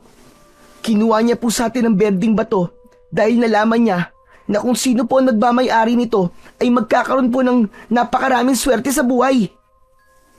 Ano bang pumasok sa isip niya? At gusto pa niyang kunin ang berdeng bato, gayong napakayaman na niya. Ang sabi po niya sa akin, ayaw niya pong may ibang mayaman dito sa ating baryo. Ang gusto po niya ay siya lang po nakakaangat sa ating lahat. Kung ganon, ay makasarili pala si Don Claudio. Malamang ang ginagawa niyang pagtulong ay upang maramdaman niya na mas nakakaangat siya sa ating lahat. Pero nung ginawa mo, Apo, paano mong napatay ang isang aswang na kagaya ni Don Claudio? Tinulungan po ako ng berdeng bato, Lo. Binigyan po ako nito ng lakas at tapang para malabanan ko po si Don Claudio. Lo, totoo po ang sinabi ni Tala na hindi lang nagbibigay ng swerte ang berdeng bato. Isa rin po yung makapangyarihang mutya. Kung ganon, ay nasan na ang berdeng bato, Apo? Nakuha mo ba ito kay Don Claudio? Opo, Lo, nakuha ko po. Nasa loob na po ng aking katawan. Sinabi po kasi sa akin ni Tala na kailangan ko po yung nunukin para magamit ko po ang kapangyarihan ng bato. Kaya habang buhay na pong nasa akin ng berdeng bato at wala na pong ibang makakakuha sa akin ito. Isang matipid na ngiti ang pinakawalan ni Lolo Ernesto. Bagyan itong ginulo ang buhok ni Dexter. Sa tingin ko, ay nakatakdang mangyari ang lahat ng ito, Apo. Pero ang importante ay wala na si Don Claudio at ligtas ka na, maging ang ating buong baryo. Tama ka po, Lo. Simula po ngayon, sigurado ako na magiging ligtas at payapa na po ang ating baryo. Matapos mag-usap, ay niyaya na ni Lolo Ernesto si Dexter na bumalik sa kanilang bahay. Habang naglalakad palabas ng gubat, ay sinulyapan pa ni Dexter ang nasusunog pa ring katawan ng aswang na si Don Claudio. Hindi rin nakaligtas sa kanyang mga mata sina Tala at ang iba pang ibong maya na nakadapo sa sanga ng isang puno. Ramdam niya ang kasiyahan ng mga yon dahil nagtagumpay sila sa pakikipaglaban sa puwersa ng kadiliman. Makalipas ang ilang araw, ay nagsimulang magtaka ang mga tao sa biglaang pagkawala ni Don Claudio. Nanatiling tikom ang bibig ni Dexter at Lolo Ernesto tungkol sa bagay na yon dahil duda sila na may maniniwala sa kanila kapag sinabi nila ang buong katotohanan. Isa rin sa napansin ng mga tao ay ang wala nang sumunod na naging biktima ng mga aswang. Unti-unting nabuo sa isipan ng mga taga-baryo ang isang hinala na si Don Claudio ang aswang dahil kasabay ng pagkawala nito ay ang pagbabalik ng katahimikan at kapayapaan sa kanilang lugar. Samantala, nagpatuloy sa pag-unlad ang buhay ni Dexter at Lolo Ernesto. Mas dumami ang ani sa kanilang gulayan at mas dumami rin ang taong natutulungan nila. Sa kabila ng mabilis na pag-angat nila sa buhay, ay hindi sila naging mayabang o mapagmalaki sa kanilang yaman. Sa halip, lalo pa silang naging mapagkumbaba at naging palaging bukas ang kanilang mga puso, lalo na sa mga nangangailangan.